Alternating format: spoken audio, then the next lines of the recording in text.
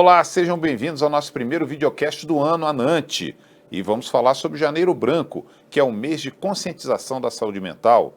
E, logicamente, para falar sobre isso, convidamos o professor Sérgio De Luca. Ele é médico do trabalho e especialista sobre esse tema, e também autor do livro Fatores Psicossociais e Saúde Mental do Trabalho. Doutor Sérgio, seja bem-vindo. Eu já vou lhe perguntar, o que é ter uma boa saúde mental? Bom, antes de mais nada, eu gostaria de agradecer a todos, agradecer a Nantes por essa oportunidade e a você também, Valdir, pelo prazer de eu ter que responder as suas perguntas. Uma boa saúde mental, né, antes de mais nada, a gente tem que entender que a formação do nosso aparelho psíquico ela vem desde o nascimento e depende do ambiente, do grau de afeto recebido desde a infância, boas ou ruins, e que irão contribuir para a nossa personalidade. Já na idade adulta, as experiências de trabalho contribuem para a nossa identidade. Então, ter uma boa saúde mental é ter uma boa estrutura de personalidade e de identidade que nos dê equilíbrio para enfrentar essas variações e essas constantes mudanças na vida e no trabalho. A própria Organização Mundial de Saúde, Waldir, define saúde como a situação de bem-estar físico, mental e social. A saúde, então, é da pessoa, ou seja, ter ou não saúde está relacionado com a subjetividade do sujeito, com as suas crenças, seus valores e os aspectos culturais.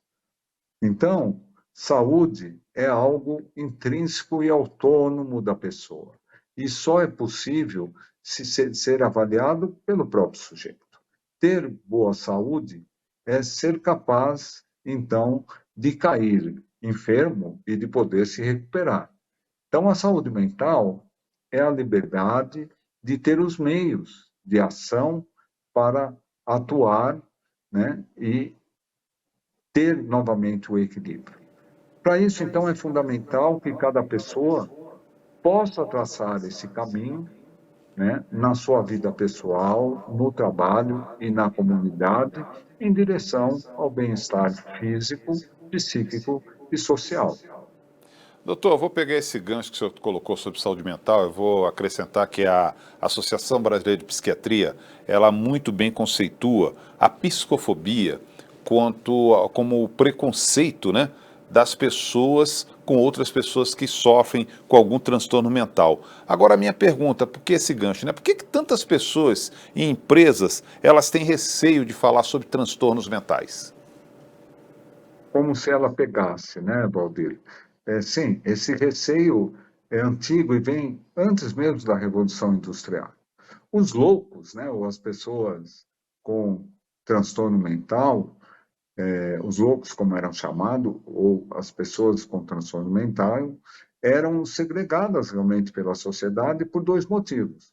Porque as pessoas não eram produtivas, em termos de produção capitalista, e porque elas não se submetiam àquela disciplina rígida da fábrica, por exemplo.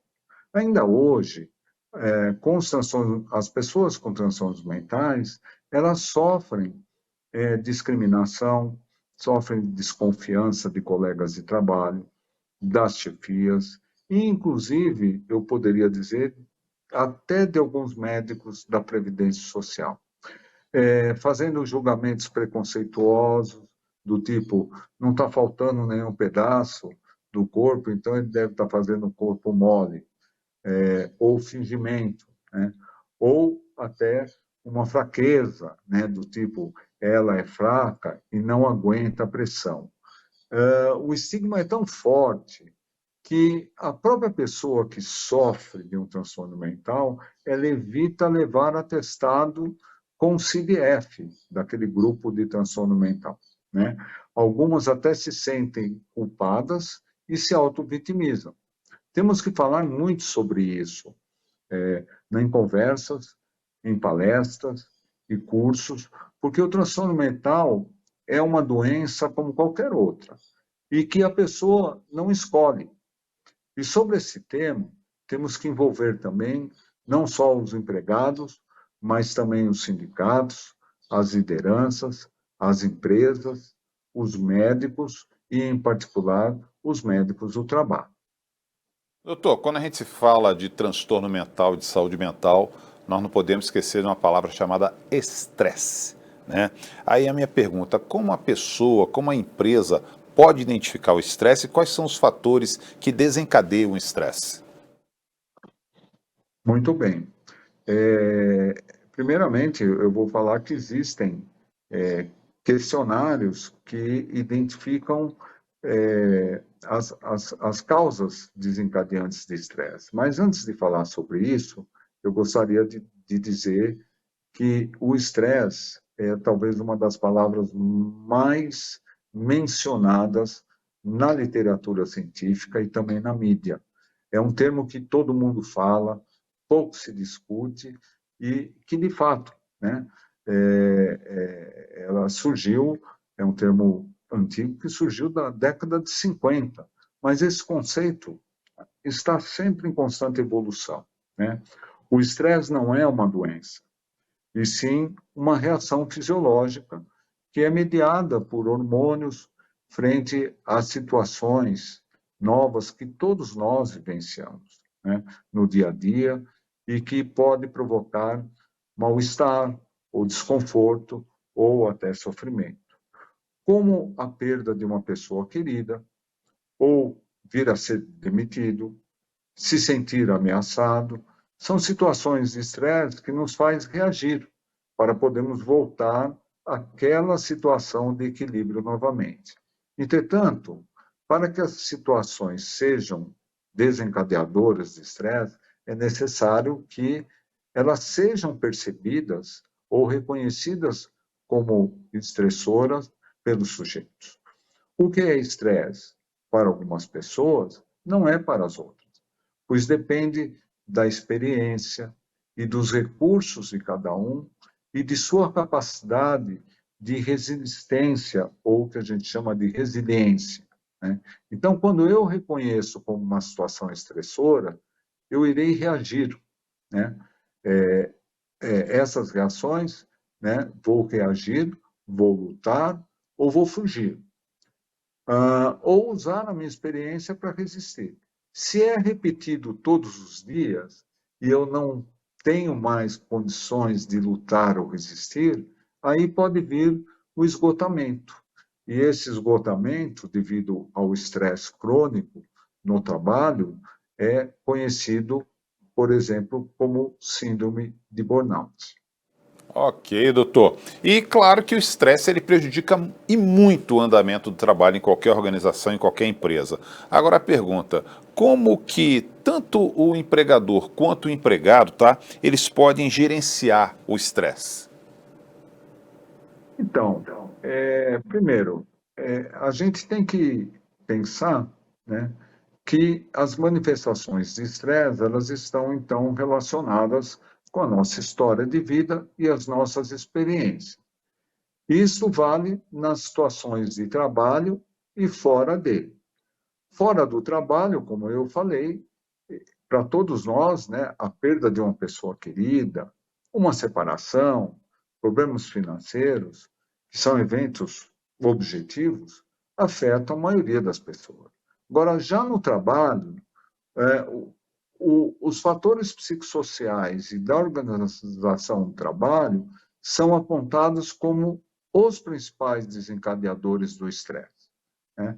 Com destaque para o excesso de demandas de trabalho, a falta de controle sobre o processo de trabalho, as metas cada vez mais desafiadoras, as relações interpessoais ruins, a falta de apoio dos colegas devido a esse estímulo de competitividade e desempenho individual, a falta de apoio das lideranças e as formas de gestão assediadoras e discriminatórias, tais como o assédio moral e sexual nos ambientes de trabalho e as dificuldades de desconexão, Valdir, porque hoje em dia, com as tecnologias, a gente trabalha 24 horas. Então, a desconexão com o trabalho e de conseguir separar a nossa vida profissional da nossa vida pessoal.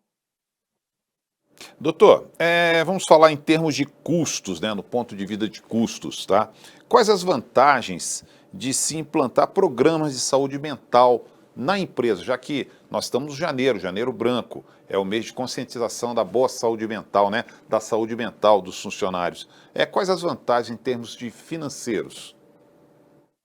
Olha, primeiro, por que a primeira coisa é dar o direito, né, à desconexão e as empresas, seus gestores respeitarem isso, porque aquelas pessoas que conseguem a necessidade do afastamento, né, psicológico do trabalho, elas conseguem se recuperar e elas vão ser mais produtivas no horário de trabalho. Então, essa é uma questão fundamental, né?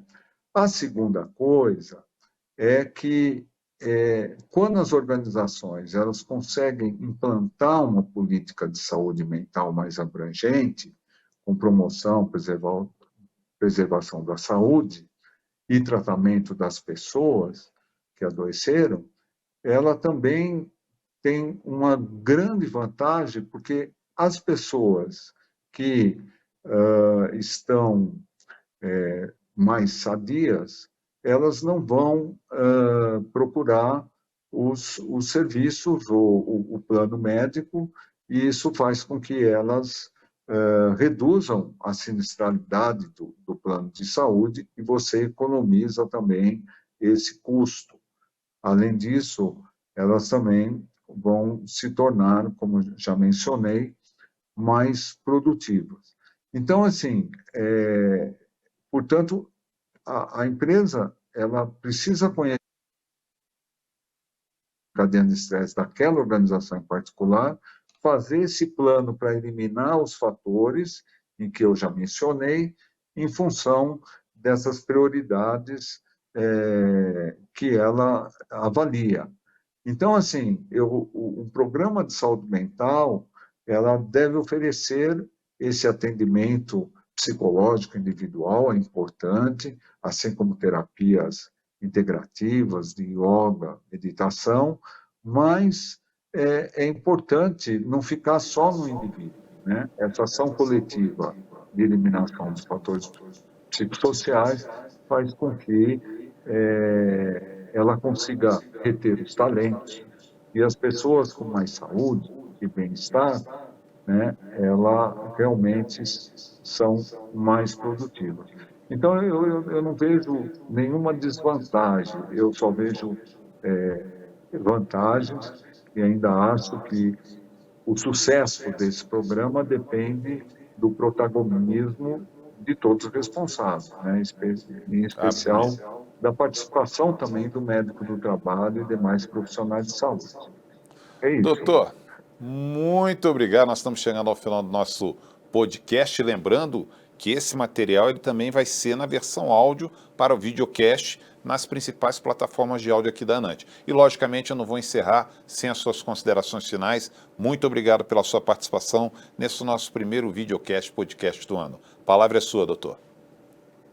Olha, eu que agradeço, depois de problemas de conexão que eu tive aqui com a minha internet, no fim deu tudo certo, o Valdir é uma pessoa muito experiente, e eu queria estimular, né, as empresas, sinceramente, a implantarem programa, de estimular também os empregados a pedirem ajuda, de responderem ativamente, com sinceridade, às enquetes sobre fatores psicossociais que podem causar estresse, das lideranças das empresas oferecerem ajuda, poderem diminuir esse estigma que são estimulados sobre a saúde mental, né?